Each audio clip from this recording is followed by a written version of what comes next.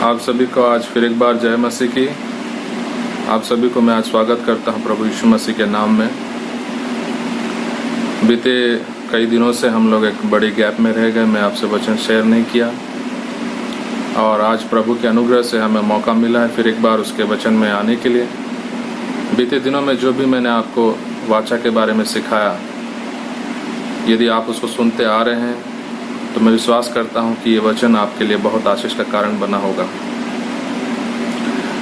जिस तरह मैंने आपसे पहले भी कहा था कि यीशु मसीह का जो लहू है वो एक गहरी बात है, उसके अंदर कई सारे ऐसे भेद छिपे हैं। उसमें वाचाएं हैं, बिना वाचा के लहू का कोई अस्तित्व नहीं होता है। लहू वाचा का हिस्सा है और उन बातों को जो हमने सीखा, जो हमने सुना, मैं आशा करता हूँ, विश्वास करता हूँ कि आप में से कई लोग इन वचनों के द्वारा आशीषित हुए हैं।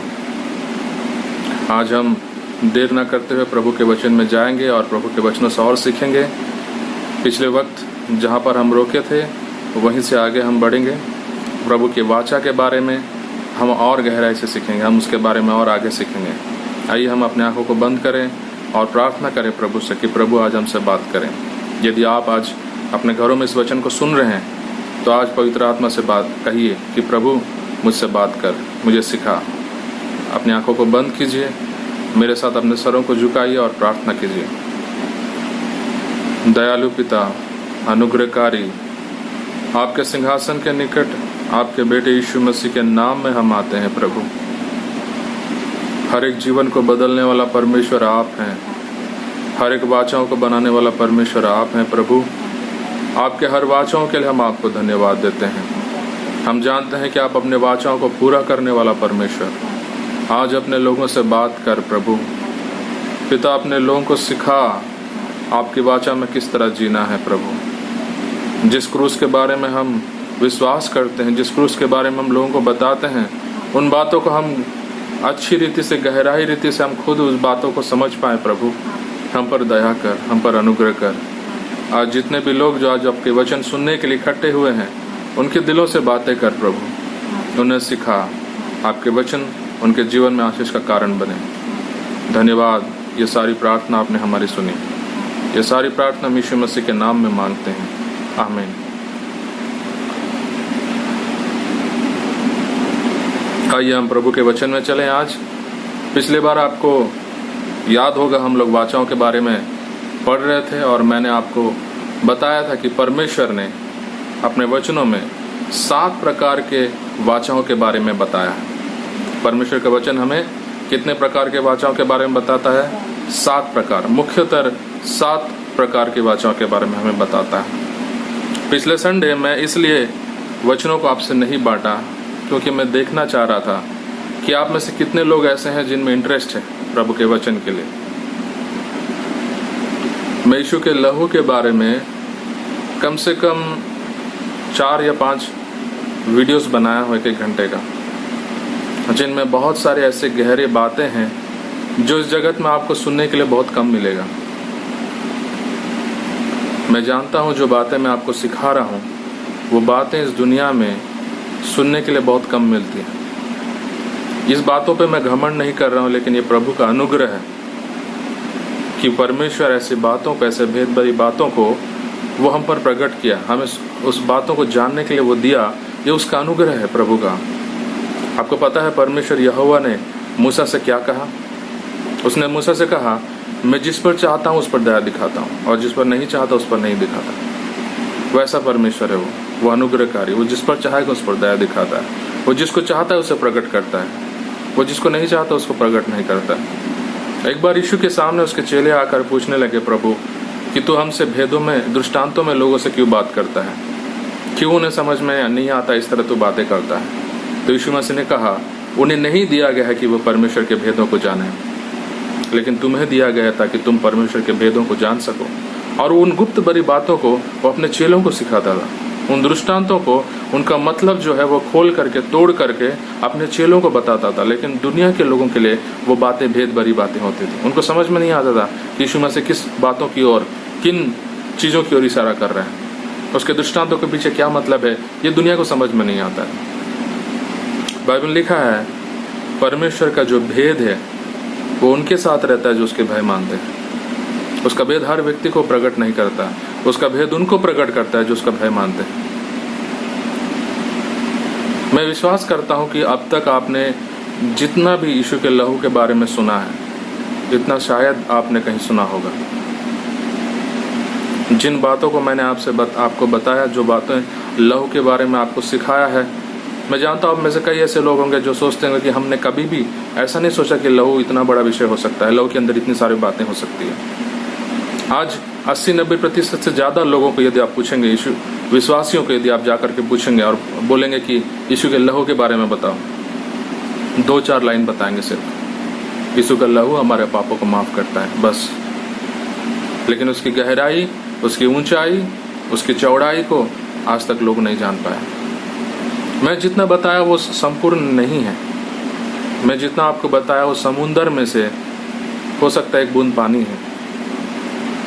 परमेश्वर के वचन, उसके काम, उसकी भेद भरी बात इतनी गहरी है कि हम जितनी भी गहराई तक जाते रहे लेकिन फिर भी वो गहराई खत्म नहीं हो सकती। जो वचनों को मैंने आपको सिखाया है, ये वचन बहुत कीमती है। ये वचन जो मैं आपको बता रहा हूँ, जो सिखा रहा हूँ, ये दुनिया में मैं आपको लिख के दे सकता हूँ, बहुत कम जगह है जहाँ पर आप इन बातों को सीख पाएंगे। और एक ऐसी बातें हैं, यदि आप इन बातों को अपने दिल पर लिख लें, अगर इन भेद भरी बातों को अपने जीवन में यदि आप अपने गले में एक माला की तरह, एक हार के रूप में यदि पहन लें, तो आपके जीवन में परमेश्वर की उपस्थिति, उसके अनुग्रह को आप हर दिन देख पाएंगे। आपका जीवन वैसा नहीं रहेगा जैसा संसार के लोगों का जीवन है। बाइबल के दिनों में आप जिस किसी दास के बारे में, चाहे एलाइजा हो, मूसा हो, दानियल हो, अब्राहम हो, जब आप उनके बारे में पढ़ते हैं, उनके बारे में क्या जानते हैं आप, क्या उनके बारे में समझ पा रहे हैं? वो लोग किन बातों को समझ गए थे जिसके वजह से उनके जीवन में परमेश्वर की उपस्थिति बनी रहती थी? वो लोग प्रभु के साथ एक दोस्त की तरह रहते थे। अब्राहम, बाइबल लिखा है, वो परमेश्वर का दोस्त कहलाया। मूसा, वो परमेश्वर का दोस्त कहलाया। हानोक परमेश्वर के साथ चला और वो चला गया करके लिखा है, वो मृत्यु को भी नहीं चखा। दानियल, जिसके सामने शेर थे लेकिन एक शेर भी उसके पास नहीं आ पाया। शद्रक, मेशक, अबेदनगो, जो आग में फेंक दिए गए लेकिन आग उनको नहीं जला पाया। क्या बातें थी जो उनका जीवन में उस अनुग्रह को लेके आया? आपके जीवन में आज वो अनुग्रह क्यों नहीं दिखता? क्यों छोटी छोटी चीजों में आप गिर जाते हैं? क्यों आज आपका जीवन कमजोर है? क्यों आज आपके जीवन में यीशु के लिए प्रेम नहीं है? आपका आज व्यक्तिगत जीवन यीशु मसीह के साथ कैसा है? क्यों आज आपका जीवन कमजोर है? वो महिमा की बातें, वो बातें जो हम प्रभु के सेवकों के जीवन में देखते हैं, जो बाइबल में हम देखते हैं, जिस अनुग्रह में वो लोग जीते थे, जो सामर्थ्य में, जो महिमा में वो लोग चलते थे, वो आज आपके जीवन में क्यों नहीं? सिर्फ एक ही कारण है उसका, उनका ज्ञान खुला, उनकी आंखें खुली, वो बातों को समझ पाए और आप बातों को नहीं समझ पा रहे हैं। इसलिए आप हर दिन बंधन में रहते हैं। इसलिए पिछले साल जिस पापों में आप फंसे हुए थे, इस साल भी 2020 में आपके जीवन में वही पाप राज्य कर रहे हैं। पिछले दिनों में आप जिन बंधनों में थे, आज भी उन्हीं बंधनों में जी रहे हैं। वो अनुग्रह आपके जीवन में क्यों नहीं है? वो छुटकारा क्यों नहीं है? बातों से कभी लड़ाई नहीं जीती जा सकती। आप बोलेंगे प्रभु यीशु हमें छुटकारा दिलाता है और आप बंधन में जीते हैं। क्यों आपका जिंदगी का आजाद नहीं है आज? क्यों प्रभु की महिमा में आप नहीं जी पा रहे हैं? क्यों आपका जीवन में एक आश्चर्य काम हमेशा आप नहीं देख पाते हैं? आश्चर्य काम के बारे में जब हम बात करते हैं तो वो आपके लिए एक सपने जैसा होता है कि कब होगा, आप ऐसा देखते रहते हैं। लेकिन एक विश्वासी का जीवन हर दिन एक आश्चर्य कर्मों से भरा हुआ जीवन होना चाहिए। एलाइजा के लिए कौवों ने खाना ला के दिया, एक आश्चर्य काम। लाल समुद्र 2 भाग हुआ, एक असंभव। लेकिन वो महिमा, वो प्रभु की उपस्थिति कैसे उनके जीवन में थी? वो लोग एक बात को समझिए, जो बात मैं आपको समझाना चाह रहा हूं। परमेश्वर का वाचा, उसका लहू, आप जिस दिन उस वाचा को समझेंगे, ये आपका प्रार्थना होना चाहिए परमेश्वर के सामने। हर दिन ये आपका प्रार्थना होना चाहिए कि प्रभु मैं आपको जानना चाहता हूं, मैं आपका वाचा को समझना चाहता हूं। आप इस दुनिया के सामने यीशु के बारे में क्या गवाही देंगे? आप क्या बताएंगे यीशु मसीह के बारे में दुनिया को? आप उसके प्रेम के बारे में दुनिया को क्या सिखाएंगे जब आप खुद उसका प्रेम को नहीं समझें? जब आपको खुद को नहीं मालूम कि वाचा क्या होता है, यीशु का लहू क्या होता है, आपको उन गहराई के बारे में नहीं मालूम। आज विश्वासियों को मैं देखता हूं, जब वो लोग यीशु का सुसमाचार प्रचार करते हैं, जब किसी से यीशु के बारे में शेयर करते हैं, उसका प्रेम के बारे में जब शेयर करते हैं, उनकी बातों में प्रेम नहीं झलकता है। जब वो यीशु के बारे में दुनिया को बताते हैं ना, उनकी बातों में यीशु के लिए प्रेम नहीं झलकता है। ऐसा लगता है कोई एक कंपनी का कोई एक सेल्समैन आया है। सेल्समैन लोग जो आते हैं और वो प्रोडक्ट बेचते हैं, जो घर घर घूम करके जो सामान बेचते हैं, आज उसी तरह लोग जो सुसमाचार बेच रहे हैं, उनका आवाज उसी तरह सुनाई देता है। उनके बातों में वो महिमा, वो प्रेम, वो गहराई नहीं दिखती है। और मैं देखता रहता हूँ, जब वो लोग यीशु के बारे में बताते हैं, सुनने वाले भी अस्कटाते रहते हैं, क्या बोल रहा है, क्योंकि वो महिमा वहां नहीं है, क्योंकि वो लोग खुद नहीं समझे आज तक। उनके लिए विश्वासी बनना, क्रिश्चियन बनना एक धर्म के सिवा और कुछ नहीं रह गया है। सुबह उठो, 2 मिनट 10 मिनट प्रभु का नाम ले लो, प्रभु मेरा जीवन को सौंप रहा हूं, मेरा घर को सौंप रहा हूं, बस हो गया। यही है उनका जीवन। बाइबल लिखा है, परमेश्वर का भेद उसके भय मानने वालों के साथ होता है, उसका महिमा उसका भय मानने वालों के साथ होता है।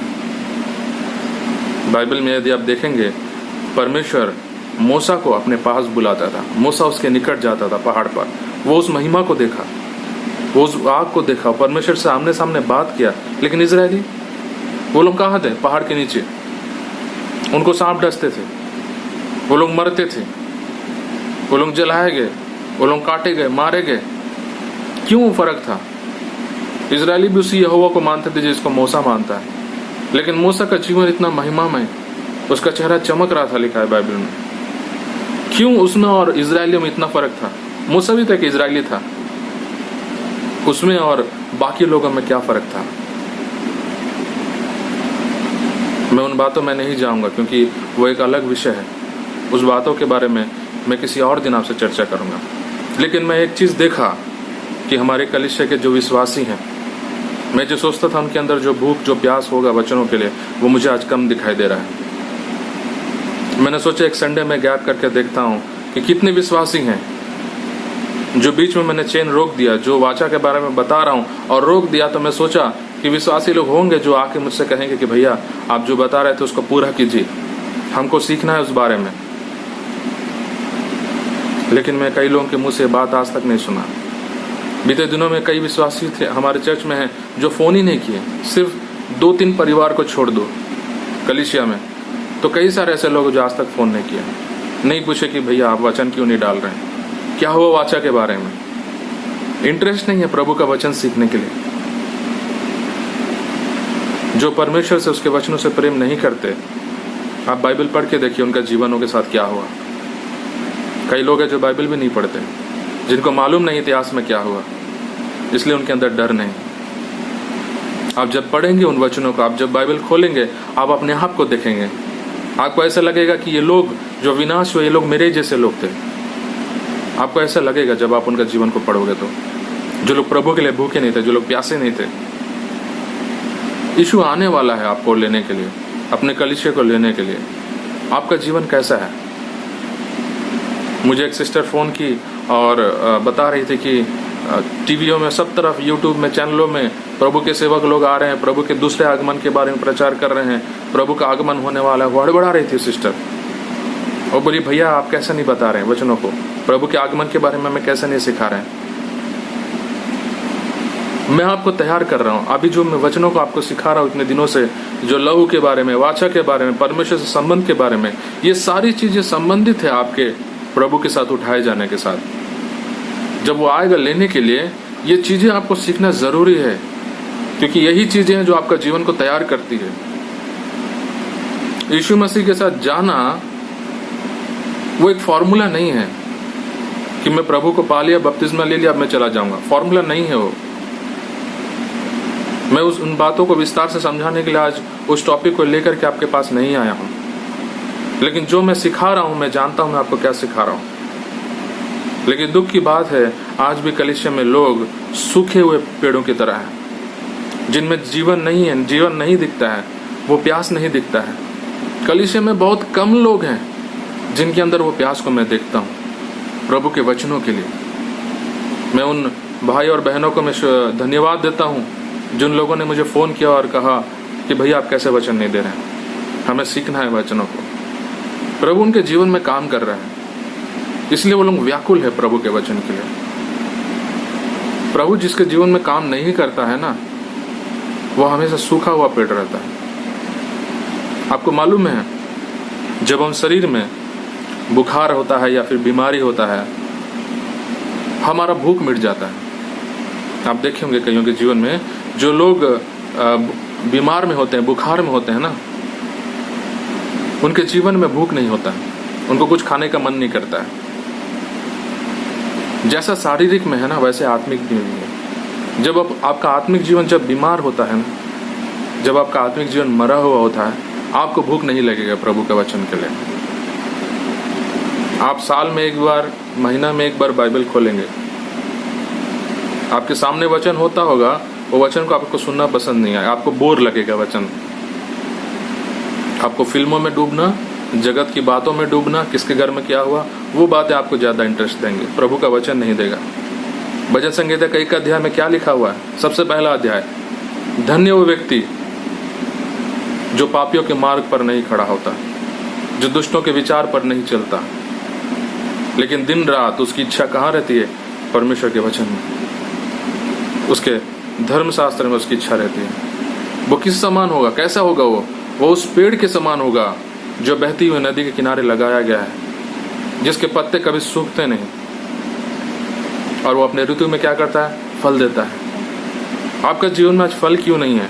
आप पास्टर्स के पास जाते हैं, इसको उसको फोन करके बोलते हैं मेरे लिए प्रार्थना करो, मेरे जीवन में फल नहीं दिख रहा है, मेरे जीवन में प्रेम नहीं है, मेरे जीवन में शांति नहीं है, मेरे जीवन में आनंद नहीं है, मैं प्रभु में नहीं बढ़ पा रहा हूँ। क्या कोई प्रभु का दास आपके ऊपर हाथ रखेगा तो फल उत्पन्न होंगे? बाइबल में ऐसा कहीं लिखा है? फल कैसे उत्पन्न होते हैं? जो नदी के किनारे जो पेड़ लगाया जाता है। नदी कौन है? परमेश्वर का वचन। उसका वचन नदी है, वो पानी है, वो झरना है, जिसके बाजू में यदि आप हमेशा रहेंगे, आपका जीवन में हमेशा फल दिखेगा। आप मेरी बातों को समझ रहे हैं कि नहीं मुझे नहीं मालूम।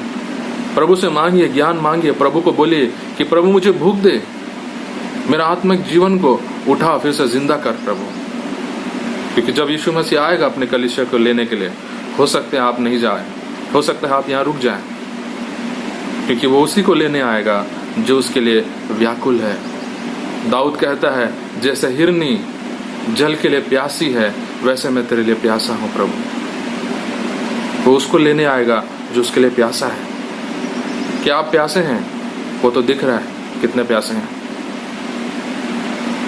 सीखिए, जो बातें मैं आपको सिखा रहा हूं, उन बातों को गंभीरता से लेना सीखिए। एक समय आएगा जब इस वचन का अकाल पड़ेगा। आज जो नींव, जो वचन मैं आपको दे रहा हूं, ये नींव है आपके जीवन के लिए। यह ऐसा नींव है जो आपका जीवन को प्रभु में बना के रखेगा। जो आने वाले समय, जो बुरे समय आने वाले इस पृथ्वी पर, आपके जीवन में हर दिन जो तकलीफें आती हैं, जो शैतान की जो योजनाएं आपके जीवन में आती है, ये नींव है, ये वचन है, तलवार, जो आपको हर उन हालातों से लड़ने के लिए आपकी मदद करेगा। मैं कई मीटिंग्स में गया, कई लोगों को देखा प्रचार करते हुए। आपको मालूम है वहां क्या प्रचार होता है? कई बार मेरी निराश हुआ। मैं सोचा कुछ ऐसी बातें बताएंगे जो आशीष का कारण बनेंगे, लेकिन कई बार मैं कुछ लोगों का प्रचार से निराश हुआ। मैं देखा कि इन लोगों में कहाँ है वो भेद भरी बातें, वो गहराई कहाँ है। आज वो गहरी भरी बातें इस दुनिया में बहुत कम जगह मिलती है। हीरा सोना बहुत कम जगह मिलती है, उसके लिए बहुत ज्यादा मेहनत करना पड़ता है। हालेलुया। आप समझ पा रहे हैं मैं जो बोल रहा हूं आपको? परमेश्वर की वाचा के लिए आप प्रभु से प्रार्थना कीजिए कि प्रभु मुझे सिखाइए आपका वाचा क्या है। मैं आपके लहू के बारे में और जानना चाहता हूं प्रभु। मैं उस क्रूस को और जानना चाहता हूं। आप जितना उसको जानेंगे, आपका उन्नति उतना हो पाएगा। आप जितना उसको समझेंगे, आप उतना ही प्रभु से प्रेम कर पाएंगे। आप कैसे एक व्यक्ति से प्रेम करेंगे जिस व्यक्ति को आप नहीं जानते? आप जिस परिवार में रहते हैं, जिस घर में रहते हैं, अपने माँ बाप, अपने भाई बहनों से आप प्रेम करते हैं क्योंकि आप उनको जानते हैं। क्या आप अपना माँ बाप, भाई बहनों से, अपने रिश्तेदारों से जितना प्रेम करते हैं, एक अनजान व्यक्ति जो रोड पे जा रहा है, जिसको आप नहीं जानते, आप उससे उतना प्रेम कर पाते हैं? नहीं, क्योंकि आप उसे नहीं जानते हैं। वो अच्छा है, बुरा है, चोर है, क्या है, आप नहीं पता। आप यीशु मसीह को नहीं जानते, आप उससे कैसे प्रेम करेंगे? जो बोलते हैं हम यीशु से प्रेम करते हैं, उनके लिए सवाल ये है कि क्या आप उसको जानते हो? यदि नहीं जानते हो तो यदि आप बोलोगे मैं उससे प्रेम करता हूं, आप झूठ बोल रहे हो। आप उसे जानने का कोशिश कीजिए। उसके वचन उसके बारे में हमें बताते हैं। ये वचन उसका प्रकाशन है। परमेश्वर ने इस जगत में उसके वचन को रखा उसके बारे में हमें प्रकट करने के लिए, हमको उसके बारे में जानने के लिए। यदि आप इस वचन को नहीं पढ़ेंगे, आप कभी उसे नहीं जान पाएंगे। एक बार एक सिस्टर से मेरा बात हो रहा था और एक भाई से भी मैं एक बार जब बात किया, मैं उनको पूछा आप परमेश्वर का वचन पढ़ते हैं कि नहीं? अधिकतर लोगों का यही कहना है कि हाँ ऐसे ऐसा होते रहते हैं। उससे हम समझ जाते हैं कि वो लोग वचन नहीं पढ़ते हैं। कोई बोलता है हमको वचन समझ में नहीं आता, कोई बोलता है हम पढ़े लिखे नहीं हैं, कोई बोलता है कुछ और बहाना, ऐसा वैसा। मैं उनको एक बात बताया जो आज मैं आपसे बताना चाहता हूं। ध्यान देके इस बात को सुनिएगा। हम जो इस दुनिया में जो व्यक्ति हम दिख रहे हैं ना, हम लोग दो लोग हैं। हम जो दिखते हैं सामने, जो व्यक्ति आप देख रहे हैं, आप एक व्यक्ति नहीं, आप दो व्यक्ति हैं। कौन कौन है मालूम है आपको? एक होता है आपका शरीर और एक होता है आपका आत्मा। बाहर में जो शरीर दिख रहा है वो एक व्यक्ति है और अंदर में जो आत्मा है वो एक व्यक्ति है। बाहर में जो शरीर जो दिख रहा है वो दिन ब दिन बूढ़ा होता जा रहा है, उसका उम्र बढ़ते जा रहा है। एक दिन आएगा वो इस मिट्टी में जाके मिल जाएगा। लेकिन जो अंदर में जो व्यक्ति है वो मिट्टी में नहीं मिलने वाला। बाहर में जिस शरीर को आप देख रहे हैं वो आपके माँ बाप से आया। कहाँ से आया वो आपके माँ बाप से आया। आपके माँ के पेट से आप निकले उस शरीर को लेकर के, वो आपके माँ बाप से निकला। लेकिन जो अंदर में जो व्यक्ति है ना, जिसको हम आत्मा कहते हैं, वो एक दिया नहीं है ऐसे जलते जलते उड़ के चला जाएगा। वो आत्मा ऐसे ही दिखता है जैसा आप दिखते हैं। आपका चेहरा आपका जैसे रूप है वैसे ही उसका अंदर में आपका आत्मा का भी रूप है। वो आत्मा जो है वो आपका माँ बाप नहीं दिया आपको। वो आत्मा कहाँ से आया? परमेश्वर से आया। ये मिट्टी का शरीर आपका माँ बाप से आया। आपका जो आत्मा है वो परमेश्वर से आया। शरीर से शरीर आया, आत्मा से आत्मा आया। ये शरीर जब आप खत्म हो जाएंगे इस जगत में, ये शरीर मिट्टी में वापस चला जाएगा जहां से ये आया, और ये आत्मा पिता के पास जाएगा जहां से वो आया। आप समझ रहे हैं? आपको जब सर्दी खांसी बुखार होता है तो इन दोनों में से किसको होता है सर्दी खांसी बुखार? बाहर वाला व्यक्ति को होता है कि अंदर वाला व्यक्ति को? बाहर वाला चावल दाल रोटी जो भी मटन चिकन वो कौन खा रहा है? बाहर वाला व्यक्ति खा रहा है कि अंदर वाला व्यक्ति खा रहा है? बाहर वाला व्यक्ति खा रहा है। जो गैस्ट्रिक होता है, एसिडिटी होता है, अपचन होता है, वो किसको हो रहा है? अंदर वाला क्योंकि बाहर वाला को? बाहर वाला को हो रहा है। आप दवाई खाते हैं किसके लिए खा रहे हैं? अंदर वाले के लिए ना बाहर वाले के लिए? बाहर वाले के लिए। आप हर दिन जो आईने में देख रहे हो किसको देख रहे हैं? अंदर वाले को कि बाहर वाले को? बाहर वाले को। आप जो क्रीम पाउडर जो लगा रहे हैं, जो दवाइयाँ खा रहे हैं, जो साबुन जो लगाते हैं, नहाते हैं, तेल जो लगाते हैं, किसके लिए वो सब कर रहे हैं? बाहर वाले के लिए कि अंदर वाले के लिए? आप जो कपड़े पहन रहे हैं, जो सज धज रहे हैं, वो बाहर वाले के लिए कि अंदर वाले के लिए है? बाहर वाले के लिए। आप समझ रहे होंगे मैं क्या पूछना चाह रहा हूं आपको। आप बाहर वाले के लिए इतना समय दे रहे हैं, अंदर वाले के लिए कितना समय दे रहे हैं? आपको एक बात पता है, अभी जो मैं आपसे बात कर रहा हूं, ये बाहर वाला व्यक्ति बात कर रहा है कि अंदर वाला व्यक्ति बात कर रहा है? जो व्यक्ति यीशु मसीह को ग्रहण किया वो बाहर वाला व्यक्ति है कि अंदर वाला व्यक्ति है? वो बाहर वाला व्यक्ति नहीं, वो अंदर वाला व्यक्ति है। ये जो शरीर जिसको दिख रहा है ना, ये शरीर आत्मा को नहीं चला रहा है। वो अंदर वाला व्यक्ति को शरीर नहीं चला रहा है। अंदर वाला व्यक्ति जो है आत्मा, वो इस शरीर को चला रहा है। अगर वो इस शरीर को छोड़ के 1 मिनट के लिए भी अगर अलग हो जाए, 1 सेकंड के लिए भी अलग हो जाए, ये शरीर अपने आप नहीं खड़ा हो सकता, ये तुरंत गिर जाएगा नीचे, जिसको हम मृत्यु कहते हैं। ये जो आवाज बाहर निकल रहा है ये शरीर से निकल रहा है। ये शरीर एक माइक्रोफोन जैसा है जिससे हम गाना गाते हैं, स्टेज पे खड़े होकर बात करते हैं। वो माइक्रोफोन जैसा है। इस शरीर में से आवाज निकल रहा है, ध्वनि निकल रहा है जब हम बात करते हैं, लेकिन जो शब्द इस शरीर में जो दे रहा है, जो बोलने के लिए जो भावनाएं दे रहा है, वो कौन दे रहा है? अंदर वाला व्यक्ति। आप दिन में कितना बार खाना खाते हैं? 3 बार, 4 बार, 5 बार? वो किसको खिला रहे हैं आप? बाहर वाला व्यक्ति को आप खिला रहे हैं। वो दिन ब दिन मजबूत हो रहा है। सोचिए अगर 5 दिन आप खाना पीना छोड़ दें, क्या होगा? आपका शरीर कमजोर हो जाएगा, बीमार हो जाएंगे आप। लेकिन आप पता है आपका जो अंदर वाला व्यक्ति है वो कितने महीनों से, कितने सालों से खाना नहीं खाया है।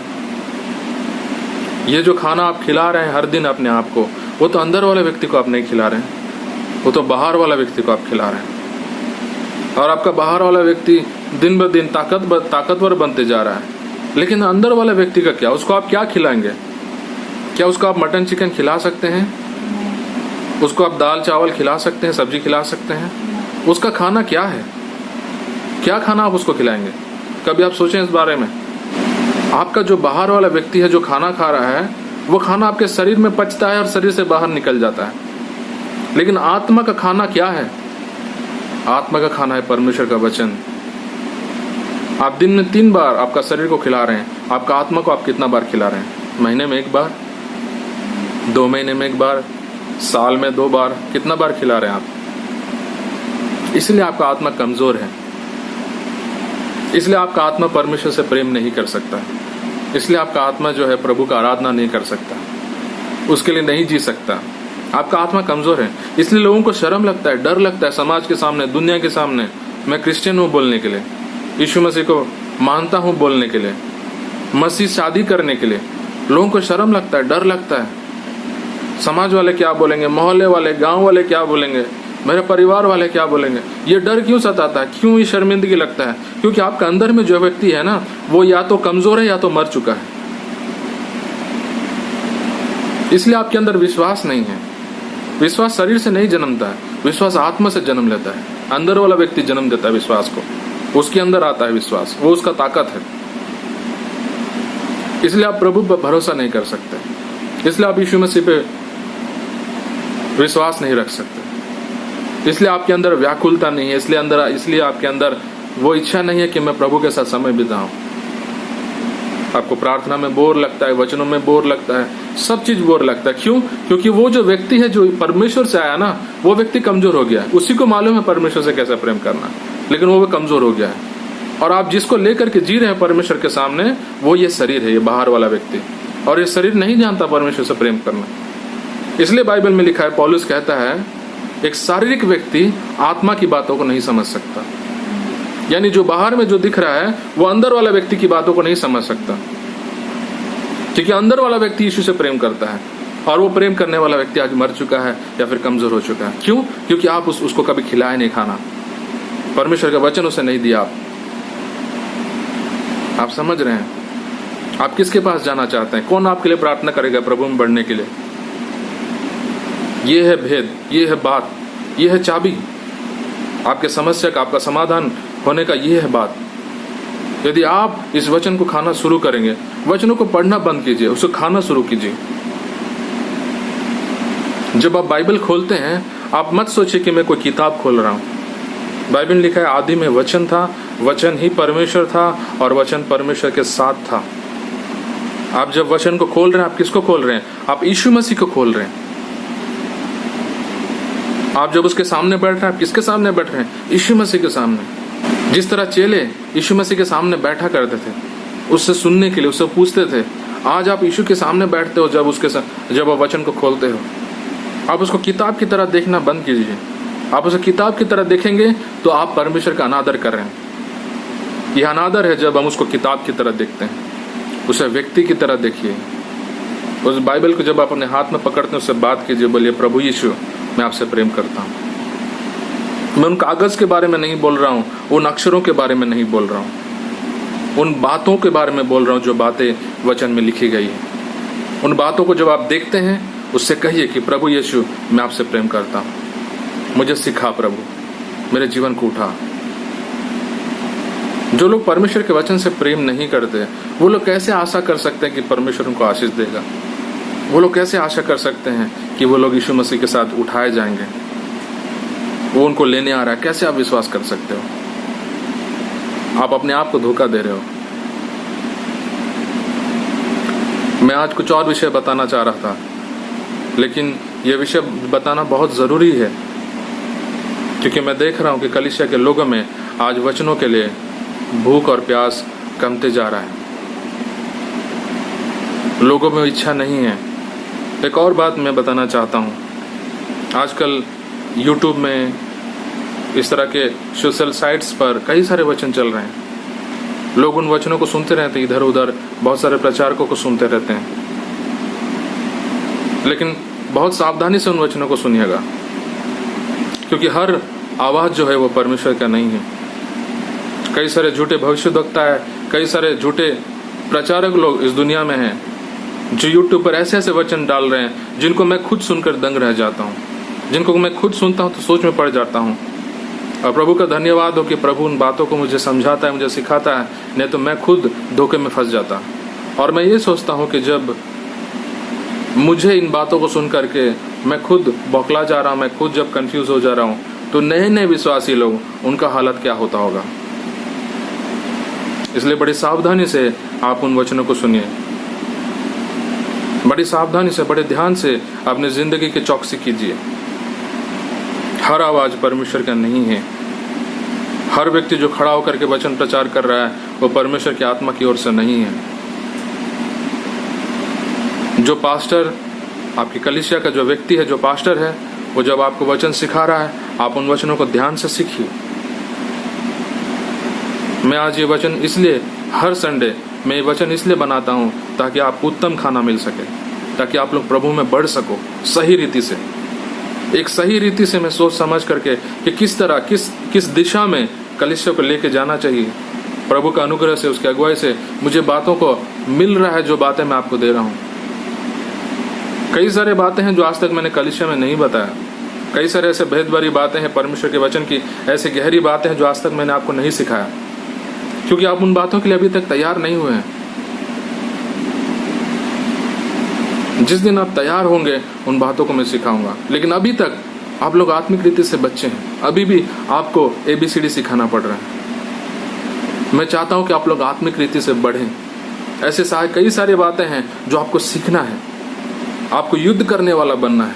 पॉल कहता है अब तक तुम्हें बड़े हो जाना चाहिए था, तुम्हें मांस और हड्डियां खाना था, लेकिन अभी भी तुम दूध की आशा करते हो। उसी कलीसिया की तरह आज हालत है विश्वासियों के। आज भी गहरी बातों को समझने में उनको दिक्कत आता है, क्योंकि आत्मिक रीति से बच्चे हैं। अभी आप बड़े कैसे होंगे? जब आपका आदत बनेगा परमेश्वर का वचन खाने का। हर दिन आप प्रभु के वचनों में, उसकी उपस्थिति में जब समय बिताओगे, आप बढ़ते जाओगे, आपका समझने का शक्ति बढ़ेगा, आपको भेदों को तोड़ के उनको खोलने का, उन बातों को समझने का आपका अनुग्रह बढ़ेगा आपके जीवन में। तब कोई भी अगर भेद भरी बातें आपको सिखाता है, आप फट से उन बातों को समझ पाओगे। नहीं तो आप सोचते रहोगे, आपका आंख ऊपर उठा के छत की ओर देखते रहोगे, क्या बोल रहे हैं पास्टर जी, किन बातों को क्या सिखाना चाह रहे हैं। हालेलुया। चलिए हम आज प्रभु की वाचा की ओर चलते हैं। उसकी वाचा में से कुछ बातों को हम देखते हैं। जिस तरह हमने सुना है बीते दिनों में कि प्रभु ने 7 प्रकार की वाचाओं के बारे में अपने वचनों में कहा था। 7 प्रकार की वाचाएं।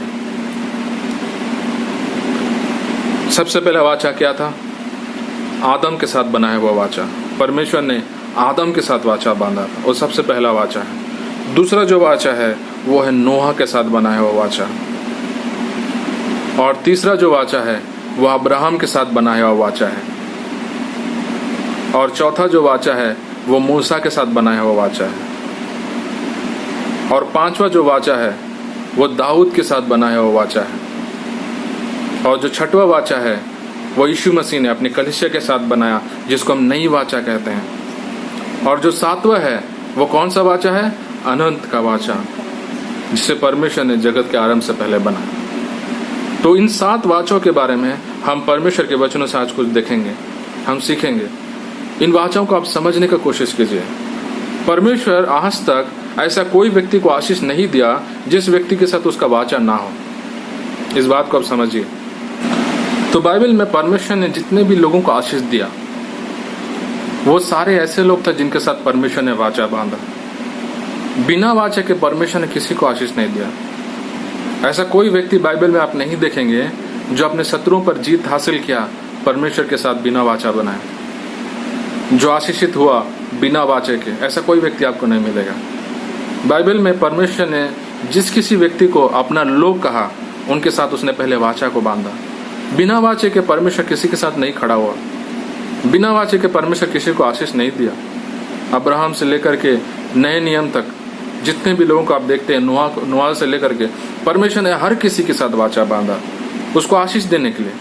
परमेश्वर जब भी एक व्यक्ति को आशीष देना चाहा, जब भी उसको छुटकारा देना चाहा, जब भी उसकी बीमारी को चंगा करना चाहा, परमेश्वर ने उसके साथ वाचा बांधा। वाचा, आप इस बात को बोलिए, वाचा। बिना वाचे के आप कभी परमेश्वर से कोई चीज नहीं पा सकते। आपके पीछे में वाचा का बैकअप होना बहुत जरूरी है। आप जब यीशु के नाम में जब खड़े होते हैं ना, वो नाम का सामर्थ्य आप नहीं देख पाएंगे। जब आप यीशु के नाम में बोलेंगे शैतान भाग करके, वो सामर्थ्य को आप अपने जीवन में नहीं देख पाएंगे यदि आप वाचा को नहीं समझे। यहोवा ने कहा, ज्ञान की कमी के कारण मेरे लोग विनाश हो गए।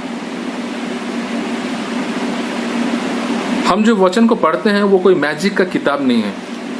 मैजिक बुक्स आप समझते हैं, जादू किताब। जादू किताब में कुछ श्लोक होते हैं, कुछ उच्चारण होते हैं। उन उच्चारणों को वो लोग बोलते हैं, उन श्लोकों को वो बोलते हैं तो काम हो जाता है। ये जादू का किताब नहीं है कि आप पढ़ लिए यीशु के नाम में लिखा है तो हो जाएगा। ये जादू का किताब नहीं, ये वाचा का किताब है। यदि आप वाचा को नहीं समझे, यदि वाचा आपके जहन में, आपके दिलो दिमाग में यदि वाचा नहीं बसा, आपके ऊपर यदि वाचा हावी नहीं हुआ, परमेश्वर का वचन, आपके जीवन से सामर्थ्य नहीं निकलेगा। इस बात को आप हमेशा समझिए। आप यदि चाहते हैं कि आपके खड़े होने से शैतान आपके सामने झुके, आपके शत्रु आपके सामने हारे, तो सबसे पहले आपके वचनों को गहराई में जाना जरूरी है। वचन आपके ऊपर हमेशा अभिषेक करना जरूरी है। यदि वचन आपके ऊपर हावी नहीं हुआ, आप प्रभु की उपस्थिति में कभी नहीं जा पाएंगे।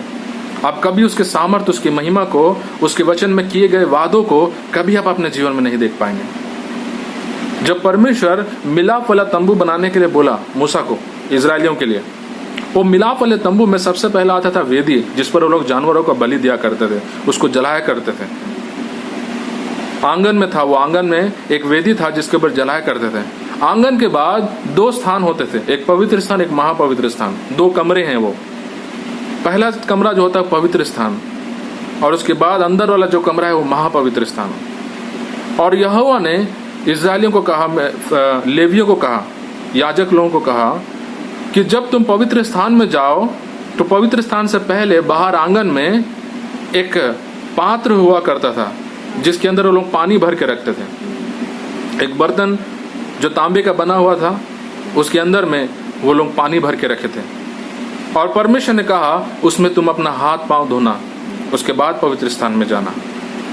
पवित्र स्थान किसको दर्शाता है? परमेश्वर का महिमा को दर्शाता है, उसकी उपस्थिति को दर्शाता है। लेकिन उसमें घुसने से पहले आपको क्या करना होगा? पानी से अपने आप को धोना पड़ेगा। पानी किसको दर्शाता है?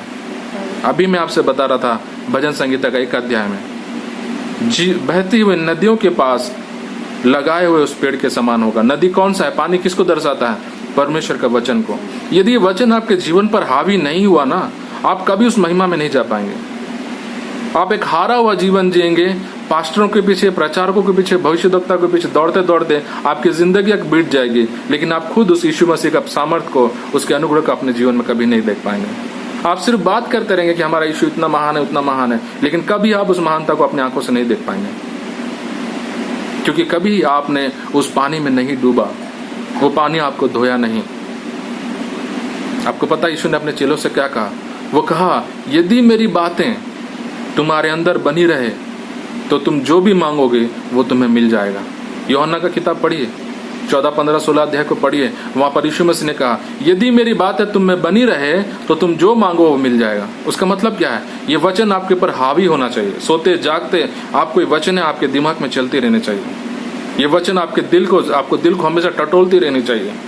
आपका दिल, आपका दिमाग हमेशा वचनों की ओर आपका ध्यान होते ही रहना चाहिए, आपको सोचते रहना चाहिए। और आपका प्रार्थना हमेशा होना चाहिए कि प्रभु मुझे सिखा, उन बातों का मतलब क्या है प्रभु, मुझे आपकी गहराई में ले जा। आपका प्यास होना चाहिए उस वचनों के लिए। और जब वो वचन आपके पर हावी होना शुरू हो जाएंगे, जब आप उस वचनों में गुम हो जाना जब शुरू होगा, जब आपका जीवन, तब आप प्रभु का महिमा में प्रवेश कर पाएंगे। तब आप बोल पाएंगे कि 1000 एक तरफ गिरेंगे और 10,000 दाहिने तरफ गिरेंगे, लेकिन कोई विपत्ति मेरे डेरे की ओर आंख उठा के नहीं देखेगी। भजन संहिता का 91 अध्याय को आप अपने जीवन में देख पाएंगे। नामधारी विश्वासियों के लिए नहीं है ये वाचाएं। परमेश्वर का अनुग्रह, उसका महिमा नामधारी लोगों के लिए नहीं है।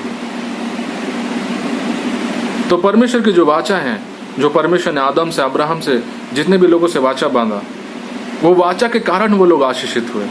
वो वाचा के कारण उनके शत्रु उनसे दूर भागने लगे। वो वाचा ही था उनके पीछे जो उनको हमेशा उन्नति की ओर लेके जाता था। वो वाचा ही था जो उनको हर बीमारी से बचाता था। वो वाचा ही था जो इजरायलियों को, एक छोटा देश को, छोटा सा लोगों को इतना बड़ा देश में बदला, इतने जनसंख्याओं में बदला। अब यदि उत्पत्ति से निर्गमन, लेवी पुस्तक, गिनती पुस्तक यदि पढ़ते जाएंगे, मूसा के 5 किताबों को यदि पढ़ेंगे, आप देख पाएंगे कि उनका जीवन किस तरह परमेश्वर उनके साथ रहा। वो लोग पाप करते थे, लेकिन फिर भी प्रभु उनको दया करके उनके साथ चलता था। किस लिए? वाचा के लिए। क्योंकि वो वाचा बांधा, और वाचा कभी तोड़ी नहीं जाती। पिछले वीडियोस में मैंने आपको सिखाया था कि वाचा में कितना शक्ति होता है। वाचा कभी तोड़ी नहीं जाती। तो सबसे पहला जो वाचा था वो आदम के साथ बनाया हुआ वाचा। आप होशिया की किताब, होशिया की किताब है पुराने नियम में, होशिया की किताब 6 अध्याय, उसका 7वां वचन में यदि आप पढ़ेंगे, 6 अध्याय का 7वां वचन, होशिया की किताब, उसमें लिखा है परमेश्वर ने आदम के साथ वाचा बांधा। होशिया में जिस वाचा को आदम ने तोड़ दिया, इसलिए मानव जाति जो है वो पाप के हाथों बिक गया, शैतान के हाथों बिक गया। वाचा कभी तोड़ी नहीं जाती। तोड़ने पर उनके बहुत बुरे खतरनाक परिणाम होते हैं। आदम की वाचा में यदि हम देखें तो हर वाचा में मैंने आपको बताया था 3 चीजें हमेशा होती है। सबसे पहला है परमेश्वर के वादे, जिनको हम इंग्लिश में प्रोमिसेस कहते हैं। वादे, परमेश्वर वादे देता है। दूसरा होता है 2 लोगों के बीच में, यदि परमेश्वर किसी से वाचा बांधता है तो दोनों लोगों के बीच में शर्तें होती है। परमेश्वर बोलता है मैं ऐसा करूंगा और तुम ऐसा करना। यह शर्त हमेशा 2 लोगों के बीच में होती है। और तीसरा चीज है चिन्ह। वाचा का एक चिन्ह होता है, या फिर आप उसे मोहर भी कह सकते हैं। वाचा का चिन्ह या फिर वाचा का मोहर। परमेश्वर जब जब अपने लोगों से वाचा बांधा, इन 3 चीजों को हमेशा वो रखा। क्या क्या? सबसे पहला होता है परमेश्वर की वादे, जो वादा परमेश्वर ने अपने लोगों के साथ किया। और दूसरा होता है शर्त, दोनों पार्टियों के बीच में शर्त, परमेश्वर और अपने लोगों के बीच में। और तीसरा होता है मुहर या फिर चिन्ह। वाचा का एक चिन्ह होता था। आदम की वाचा में यदि हम देखें तो उत्पत्ति का 1 अध्याय, उसका 26 से 28 पढ़ेंगे तो परमेश्वर ने आदम को वादा दिया। क्या वादा था वो? वादा था कि तू फलवंत होगा, तू फूलेगा, तू फलेगा, तू बहुगुणित होगा। वो वाचा था, वो वादा था परमेश्वर का आदम के लिए। और उसमें शर्त क्या था?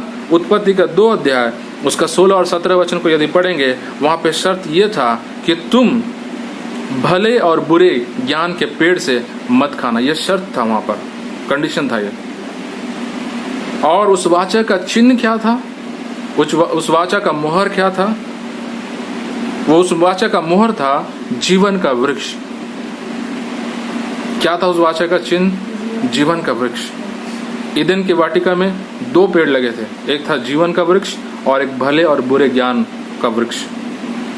वादा परमेश्वर का यह था कि तुम फलवंत हो, तुम आशीषित हो, तुम बहुगुणित हो, हर चीज पर अपना अधिकार जताओ। लेकिन शर्त यह था कि तुम उस भले बुरे ज्ञान के पेड़ से कभी मत खाना। और उस वाचा का चिन्ह क्या था? जीवन का वृक्ष। इन 7 वाचाओं में हर वाचाएं मुहर लगाई गई, सील किया गया, सिर्फ एक वाचा के। आपको पता है कौन सा वाचा है वो जो परमेश्वर ने सील नहीं किया? आदम के साथ बनाया वाचा। हर वाचाओं में परमेश्वर ने हर एक वाचा को सील किया, सिवाय एक वाचे के। वो वाचा था आदम के साथ बनाया वाचा। क्यों? क्योंकि उस वाचा का मोहर है जीवन का वृक्ष। यदि परमेश्वर उस वाचे को सील करता, यानी जीवन के वृक्ष से यदि उनको खाने के लिए देता, तो हालात, जो परिणाम है, आप सोच भी नहीं सकते क्या हुआ होता। आपको मालूम है क्यों परमेश्वर ने जब आदम ने पाप किया तो उसे तुरंत हटा दिया? तो आदम का जो वाचा है उसको परमेश्वर ने क्यों मुहर नहीं लगाया? क्योंकि उसका मुहर क्या था? जीवन का वृक्ष। क्यों आदम को परमेश्वर ने उस अदन के वाटिका से बाहर निकाल दिया? उन लोग पाप करते, क्यों उनको हटा दिया? क्योंकि यदि वो उस जीवन का वृक्ष से खा लेते तो मानव जाति मृत्यु से बच जाता, वो कभी नहीं मरता और हमेशा के लिए, युगानुयुग के लिए उस पापी स्थिति में आदम हवा हमेशा के लिए रह जाते, जिसकी वजह से कि मानव जाति का उद्धार होना असंभव हो जाता। जैसा लूसीफर का, क्यों मानव जाति को उद्धार दिया गया लेकिन लूसीफर का उद्धार नहीं है? क्यों शैतान को, अंधकार की दुनिया को उद्धार नहीं दिया गया? आपका और मेरे के लिए, अनंत के लिए हम लोग उसी स्टेट में, उसी स्तर में चले जाते और रुक जाते और हमारा उद्धार भी होना मुश्किल हो जाता। इसलिए परमेश्वर ने आदम हवा को बगीचे से हटा दिया, उनको जीवन का वृक्ष को खाने नहीं दिया, उस फल को खाने नहीं दिया, उनका उद्धार को बचाने के लिए, हमारा उद्धार को बचाने के लिए। इसलिए परमेश्वर ने आदम के साथ बनाए हुए वाचे को सील नहीं किया, उसको मोहर नहीं लगाया। उसका मोहर था जीवन का वृक्ष। और दूसरा वाचा होता है नोहा के साथ बनाया हुआ वाचा। परमेश्वर ने नोहा के साथ वाचा बनाया, उसको वादे दिया परमेश्वर। उत्पत्ति का 9 अध्याय 8 से 11 यदि पढ़ेंगे, 9 अध्याय का 8 से 11 में लिखा है, परमेश्वर ने उसे आशीष दिया और कहा तू फलवंत हो, बहुगुणित हो। और उसे वादा किया परमेश्वर कि आज के बाद मैं इस पृथ्वी को इस तरह कभी भी जल प्रलय से विनाश नहीं करूंगा, कभी नाश नहीं करूंगा करके परमेश्वर ने वादा किया। यदि आप उत्पत्ति का 9 अध्याय 8 से 11 पढ़ेंगे और 1 और 2 वचन पढ़ेंगे, वहां पर लिखा है,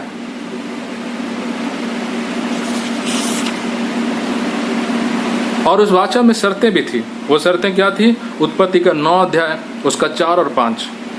परमेश्वर ने नोहा से कहा कि तू लहू मत खाना, लहू को मत खाना कभी भी। परमेश्वर ने शर्त रखा नोहा के सामने। और उसका चिन्ह क्या था? उस वाचे का चिन्ह उत्पत्ति का 9 अध्याय उसका 12 और 13 वचन में लिखा है, वो 7 रंगों वाला धनुष, वो चिन्ह था वाचा का। वो दिखाता था कि परमेश्वर हमसे वाचा बांधा है, वो चिन्ह था वो। उसके बाद हम देखते हैं अब्राहम के साथ बनाया हुआ वाचा। अब्राहम के साथ परमेश्वर ने जो वाचा बनाया, उसमें भी परमेश्वर ने उसे वादे दिया। क्या वादा दिया? 3-4 प्रकार के वादे परमेश्वर ने किया अब्राहम से। जमीन का वादा किया परमेश्वर, उसको मैं देश देश दूंगा, उसको देश बनाऊंगा करके।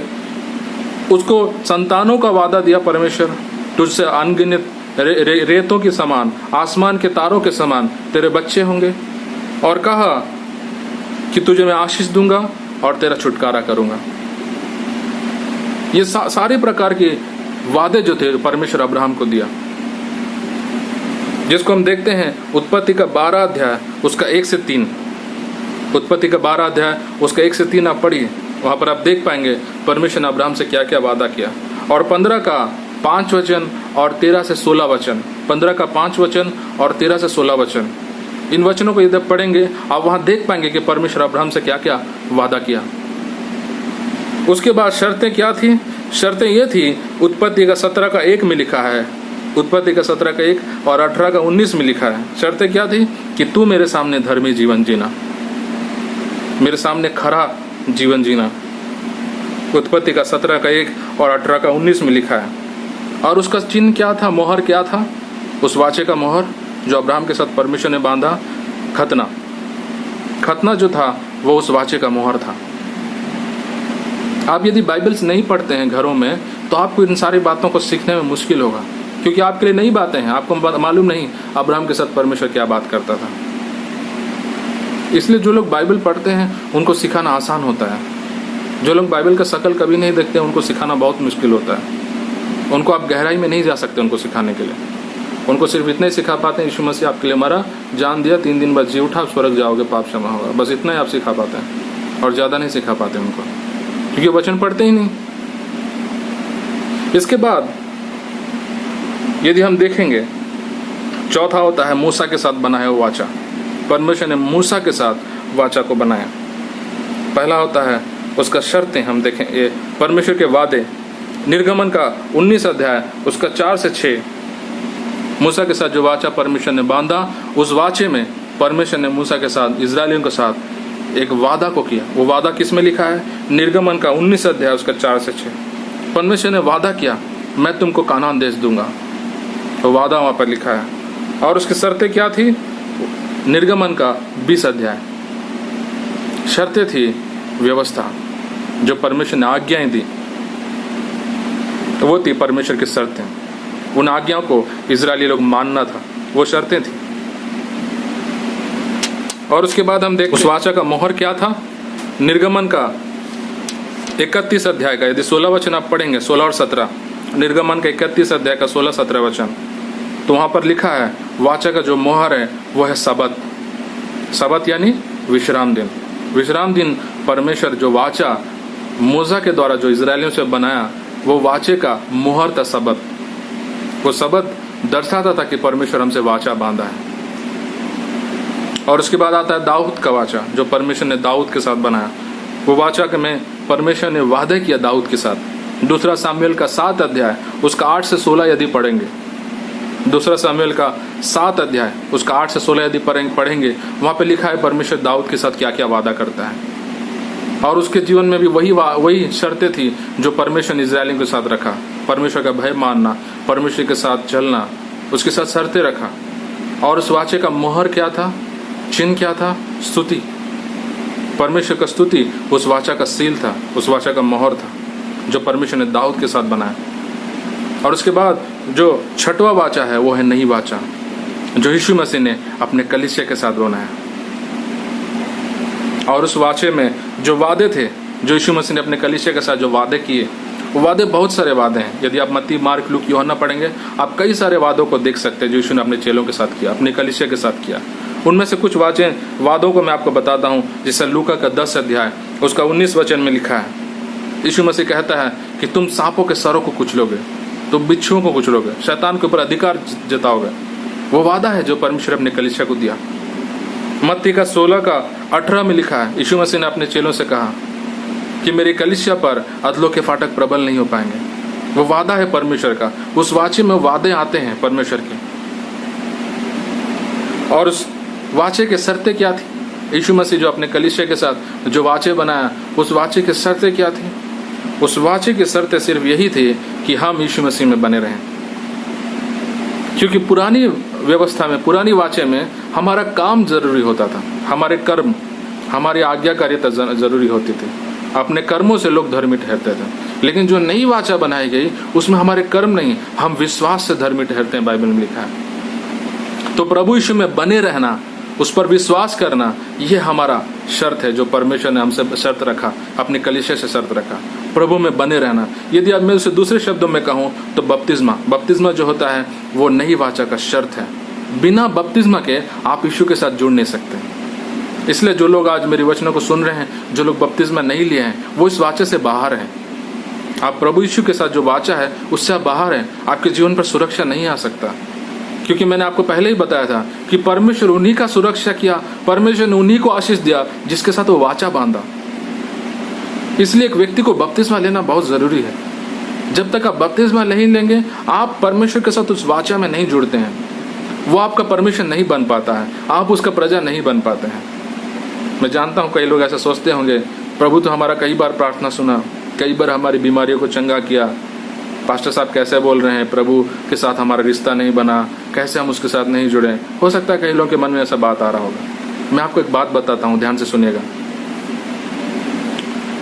परमेश्वर का आशीष 2 तरह के लोगों पर आता है, एक उसका अपना लोगों पर, एक अन्य जातियों पर। अब्राहम का 2 बेटों को परमेश्वर ने आशीष दिया। किस किस को? इसहाक को और इश्माइल को। इश्माइल जो था वो उसका वारिस का संतान नहीं था, उसका वाचा का बेटा नहीं था, वो उसका नौकरानी से हुआ बेटा था। लेकिन जो इसहाक था वो वाचा का बेटा था। उसी वंश में यीशु ने जन्म लिया। वो उस बीज को लेकर चलने वाला बना इसहाक। इसलिए परमेश्वर ने कहा इसहाक में तेरा बीज कहलाएगा कहा। इश्माइल पर जो आया वो उसका हक नहीं था, वो उसके ऊपर अनुग्रह था, उसके ऊपर दया था। परमेश्वर का, क्योंकि वो अब्राहम के साथ वो नौकरानी के संबंध से पैदा हुआ। लेकिन इसहाक जो था वो हकदार था परमेश्वर का हर आशीष का। उसी तरह इस दुनिया में दो तरह के लोग हैं परमेश्वर के। उस संसार के जितने भी लोग हैं वो सब परमेश्वर ने बनाया, सब परमेश्वर के संतान हैं। लेकिन दो तरह के लोग आते हैं, दो तरह के कैटेगरी आते हैं। एक वो जो हकदार हैं और दूसरे वो जो अनुग्रह है, जो दया पे निर्भर है। जो यीशु को नहीं जानते हैं, जिनका उद्धार नहीं हुआ, जो बपतिस्मा नहीं लिए, वो दया पर जी रहे हैं। लेकिन जो बपतिस्मा लिए वो हकदार हैं। यीशु मसीह ने अपने चेलों से कहा कि तुम अपने परमेश्वर के जैसा, अपने पिता जैसा बनो, जो दयालु है, जो उसके भय मानने वालों पर भी बारिश को बरसाता है, उनको भी अनाज, उनके फसलों को उगाता है, और जो उसका भय नहीं मानते उन पर भी बारिश होती है, उनके भी फसल उगते हैं।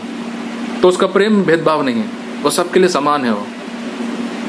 लेकिन ये जरूरी नहीं कि जो अन्य जाति, जो यीशु को नहीं जानते हैं, उनको यदि परमेश्वर आशीष दे रहा है तो वो उसके राज्य में जाएंगे। आप समझ रहे हैं मेरी बात को? वारिस, हकदार अलग होता है और दया पर जीने वाला अलग होता है। इस संसार में जितने भी लोग पैदा हुए हैं, जो जन्म लिए हैं, वो सब व्यक्ति अपने हिस्से का, ईमानदारी का, अनुग्रह को लेकर पैदा हुए हैं। वो चाहे यीशु को विश्वास करें या यीशु मसीह को विश्वास ना करें, हर व्यक्ति अपना हिस्सा का एक अनुग्रह को लेकर जी रहे हैं। इस संसार में कई ऐसे लोग हैं जो बुरे काम करते हैं, मर्डर करते हैं, लेकिन फिर भी वो ट्रेन के नीचे गिरे लेकिन बिना कटे बाहर निकल आए, मरे नहीं। वो एक्सीडेंट में गए, कार टक्कर मार दिया लेकिन मरे नहीं, हाथ पांव टूटा नहीं, सही सलामत रह गए। तो इसका मतलब आप क्या बोलेंगे? क्या यीशु मसीह उनके जीवन में है? नहीं। तो जो लोग बपतिस्मा नहीं लिए हैं वो उसी अनुग्रह में जी रहे हैं जो एक अन्य जाति जी रहा है। वो वारिस नहीं है, वो हकदार नहीं है। शैतान अभी भी आपका जीवन को दावा करता है कि आप उसका है। मृत्यु आज भी दावा करता है मेरा है। यह अंधकार का दुनिया आपका जीवन पर हक जताता है। जब यीशु, अगर यीशु इस वक्त आ गया तो आप रह जाएंगे, क्योंकि आपको वो नहीं जानता, क्योंकि आप अभी तक नया जन्म नहीं हुआ है। वो वाचा का शर्त है। यीशु मसीह ने कहा, यदि तुम मुझ में बने रहो तो तुम फल उत्पन्न करोगे। जैसा एक डाल पेड़ में बनी रहती है, उसी तरह तुम मुझ में बने रहो। उसमें बने रहना बपतिस्मा वो पहला कदम है यीशु मसीह में बने रहने के लिए। पुराने नियम में, पुराने वाचा में लोग अपने कर्मों से धर्मी ठहरते थे, लेकिन नई वाचा में हम विश्वास से धर्मी ठहरते हैं। और विश्वास कर्मों के बिना मृतक है, बाइबल में लिखा है। यदि आप विश्वास करते उसके कर्म ना रहे तो वो मृतक है, वो विश्वास नहीं कहलाएगा। तो यदि हम कहते हैं हम यीशु को मानते हैं तो विश्वास का कर्म दिखना चाहिए। वो विश्वास का कर्म क्या है? बपतिस्मा। यदि आप कर्म नहीं किया, बपतिस्मा नहीं लिए, इसका मतलब आपका विश्वास मृतक है। मैं सोचता हूं आप समझ गए होंगे। मैं जितना आसान भाषा में हो सकता है इन बातों को आपको समझाने का कोशिश कर रहा हूं। और तीसरा है परमेश्वर का जो मुहर, जो नई वाचा जो अपने कलीसिया से यीशु ने बांधा, उस वाचा को उसने मुहर लगाया, उस वाचा का चिन्ह उसने दिया। वो चिन्ह क्या है? वो मुहर क्या है? पवित्र आत्मा। पवित्र आत्मा उस वाचा का चिन्ह है, उस वाचा का मोहर है, जिसको हम देख सकते हैं 2 कोरिन्थियों का पहला अध्याय उसका 22 वचन। 2 कोरिन्थियों उसका पहला अध्याय का 22 वचन पढ़ेंगे तो आप देख पाएंगे परमेश्वर का वाचा का मोहर, पवित्र आत्मा जो है वो चिन्ह है वाचा का, जो कलीसिया के साथ यीशु मसीह ने बांधा। इसलिए उसने कहा, जाओ जा करके ठहरो, मैं जा रहा हूं पिता के पास और आत्मा को भेजूंगा। क्यों? क्योंकि वाचा बन चुका। यीशु मसीह जब क्रूस पर मरा, वाचा बन चुका। अब वो वाचा का चिन्ह आना जरूरी है, उस वाचा का मोहर लगना जरूरी है। वो मोहर कौन है? पवित्र आत्मा। इफिसियों का 4 अध्याय उसका 30 वचन में लिखा है, पवित्र आत्मा वो मोहर है, वो चिन्ह है हमारा उद्धार का। इफिसियों का 4 अध्याय उसका 30 वचन। उसके बाद है अनंत वाचा। ये अनंत वाचा जो है ये सबसे पहले बनाया गया। ये वाचा कब बनाया गया? जब कोई स्वर्गदूत नहीं बनाए गए थे, जब कोई इंसान नहीं था, जब कोई पृथ्वी, कोई ब्रह्मांड कुछ बना नहीं था। आरंभ में जब परमेश्वर था, यहोवा अपने वचन और अपने आत्मा तीनों एक जगह इकट्ठे हुए। यहोवा यानी परमेश्वर, वचन और आत्मा, ये 3 लोग। क्योंकि जो यीशु को आज हम पुत्र कहते हैं वो उस समय पुत्र नहीं कहलाता था, वो उस समय वचन कहलाता था, और परमेश्वर कहलाता था। जो आज हमको हम पिता बुलाते हैं, उस समय पिता नहीं बुलाया जाता था, क्योंकि इस्राएली कभी उसको पिता करके नहीं बुलाया। वो लोग उसको यहोवा बोलते थे, एल शदाई बोलते थे। अब्राहम उसको एल शदाई बोलता था, यानी सर्वशक्तिमान परमेश्वर। उसके बाद मूसा के जमाने में लोग उसको यहोवा कहने लगे। यहोवा मतलब हमारा प्रभु। तो कोई उसको प्रभु कहता था, कोई उसको एल शदाई कहता था, लेकिन कोई उसको पिता करके नहीं बुलाया। पिता करके हम बुलाए, क्योंकि यीशु मसीह वचन जो है वो बेटा बन के हमारे सामने है। लेकिन जब वो वचन बेटा नहीं बना था, वो वचन जब था तो परमेश्वर परमेश्वर था, वो पिता नहीं था। पिता जो था वो परमेश्वर था, और परमेश्वर, वचन और आत्मा, इन तीनों ने मिल करके एक वाचा को बनाया, जिसको हम अनंत का वाचा कहते हैं। इन तीनों ने हमारे उद्धार को गढ़ा। किस तरह हमारा उद्धार होगा, किस तरह हम पाप में गिरेंगे और हमारे पापों के लिए यीशु सजा उठाएगा, किस तरह वो प्रेम दिखाएगा। वो प्रेम को दिखाने के लिए, प्रेम होता ही है दिखाने के लिए। यदि आप प्रेम नहीं दिखा और बोले मैं प्रेम करता हूं, वो कैसे पता चलेगा जब तक वो दिखा नहीं। इसलिए परमेश्वर इंसान को बनाया अपना प्रेम दिखाने के लिए। और ये वचन हम बाइबल में पढ़ते हैं, एफिसियों का 1 अध्याय का 3 से 5 यदि आप पढ़ेंगे तो उस अनंत वाचे के बारे में लिखा गया कि किस तरह परमेश्वर हमें जगत के आरंभ से पहले चुना। जगत के आरंभ से पहले उसने अपने बेटे को बलिदान किया। ये बातों को लिखा हुआ है। तो ये 7 प्रकार की वाचा हैं जो परमेश्वर ने अपने लोगों से बनाया। और जिस किसी के साथ परमेश्वर वाचा नहीं बनाता था, उसके साथ परमेश्वर का कोई रिश्ता नहीं था। परमेश्वर उसका सुरक्षा नहीं किया, परमेश्वर उसके साथ खड़ा नहीं हुआ। वो वाचा ही था हमेशा जो परमेश्वर के लोगों को, अब्राहम को परमेश्वर पर इतना भरोसा क्यों था? क्यों मूसा इतना भरोसा रखता था परमेश्वर पर? क्या बातें थी जो बाइबल के दिनों में उसके सेवक लोग, यहोशुआ हो गया, एलाइजा हो गया, ये लोग प्रभु के साथ चलने वाले लोग उस पर इतना भरोसा क्यों करते थे? क्यों जोशुआ और कालेब, जब इजरायली लोग डर गए, बोले कि हम उस कानान देश में नहीं जा पाएंगे, वहां पर बहुत बड़े बड़े दानव लोग हैं, हमको मार देंगे, क्यों जोशुआ और कालेब के दिल में इतना हिम्मत था? इन लाखों हजारों लोगों के बीच में वो 2 ही लोग क्यों इतना हिम्मत था? वो लोग बोले नहीं, हम लोग जाएंगे और वो देश को जीतेंगे, क्योंकि परमेश्वर ने हमको वादा दिया, वो देश हमारा है। क्यों वो हिम्मत उनके अंदर आया? क्योंकि वो लोग वाचा को समझते थे, क्योंकि उनको समझ में आया कि परमेश्वर ने वाचा बांधा है। वो वाचा ही है जो हमेशा हमको याद दिलाता है कि मृत्यु हमको छू नहीं सकता। वो वाचा है जो हमको हमेशा हमको निडर बनाता है, हमको हिम्मत बनाता है कि हम हर एक परिस्थिति में यह विश्वास रखें कि हम इस परिस्थिति में जीतने वाले हैं। शैतान के साढ़े षड्यंत्र पर हम जीतने वाले हैं। दुनिया बोलता होगा कि तेरे जीवन में कोई आशीष नहीं, तेरे जीवन में दुख है, तकलीफ है, बीमारी है, तो जो प्रार्थना कर रहे हो तुझे नहीं मिल रहा है, ये दुनिया बातें करता होगा आपके सामने। लेकिन वो वाचा ही है जो आपको अंदर में हमेशा उस विश्वास को एक ज्वालामुखी की तरह जलाते रहता है। वो पहाड़ फूटता रहता है हमेशा कि नहीं, मैं देखने जा रहा हूं आशीषों को। वो वाचा ही है। आप जितना उस वाचा को समझ पाएंगे, आपका विश्वास का स्तर उतना ही ऊंचा उठेगा। आप परिस्थितियों को अलग नजरिए से देखना शुरू कर देंगे। आप दुनिया की बातें आपके कान में नहीं घुसेगी जब आप उस वाचा को समझ जाएंगे। आप प्रभु को देख के कभी कुड़कुड़ाएंगे नहीं, आप हमेशा उसको धन्यवाद देंगे, क्योंकि आपको पता है कि जो आज आपके पास नहीं है वो कल आने जा रहा है, क्योंकि वो वाचा को आप समझ चुके हैं। आप समझ रहे हैं मैं क्या बोल रहा हूँ? परमेश्वर से मांगिए। प्रभु के लोगों, मैं आपसे विनती करता हूँ कि आप प्रभु से मांगिए। जाइए उपवास में, अपना खाना पीना को छोड़ दीजिए, अपने आपको दुनिया से अलग कर दीजिए, आपको कट आउट कर दीजिए अपने आप को दुनिया से, अपने टिकटॉक से, अपने गानों से, फिल्मी दुनिया से, और प्रभु के पास घुटनों पर गिर के उपवास के साथ रोइए और बोलिए, प्रभु मुझे सिखा आपके राज्य के बारे में। मैं आपको जानना चाहता हूँ प्रभु, आपके वाचाओं को जानना चाहता हूँ। मैं आपके राज्य में बेहतर रीति से चल सकूं, जो मेरा हक है उस चीज को मैं पा सकूं, उन बातों में मैं जी सकूं। प्रभु मुझ पर दया कर, मुझ पर प्रकाश कर। प्रभु से प्रार्थना कीजिए। मूसा प्रार्थना किया और बोला, प्रभु यदि मैं सच में तेरे सामने, तेरे नजर में यदि मुझ पर अनुग्रह हुआ है, यदि सच में तू मुझ पर दया करता है, तो अपने आप को प्रकट कर मुझ पर। मैं आपको जानना चाहता हूँ प्रभु। ये प्रार्थना था मूसा का, और परमेश्वर अपने आप को प्रकट किया मूसा पर। इसलिए मूसा का जीवन अलग था, इजरायलियों का जीवन अलग था। वो लोग मरते थे और मूसा महिमा में जीता था। यही फर्क था, क्योंकि वो लोग वो परमेश्वर को जाना, इजराइल लोग परमेश्वर को नहीं जाने। यही फर्क है आज कलीसिया में। आज यही फर्क है विश्वासियों में। जो विश्वासी आज फिल्मी दुनिया में डूबे हैं, जो टिकटॉक में डूबे हैं, जो दुनियादारी के गानों में डूबे हैं, जो लोग इस दुनिया की छोटे छोटे बातों को, इस दुनिया के नामी समाज की बातों को, अपने दफ्तर के, अपने ऑफिस, अपने कलीग्स के लोगों की बातों को, अपने गांव मोहल्ले, अपने परिवार के लोगों की बातों को, इन सारी बातों को परमेश्वर के वचन से ऊंचा रखते हैं। और दुनिया में ऐसा कुछ लोग हैं जो लोग परमेश्वर की बातों को इस दुनिया की हर बातों से ऊंचा रखते हैं। इन दोनों लोगों में यही फर्क है।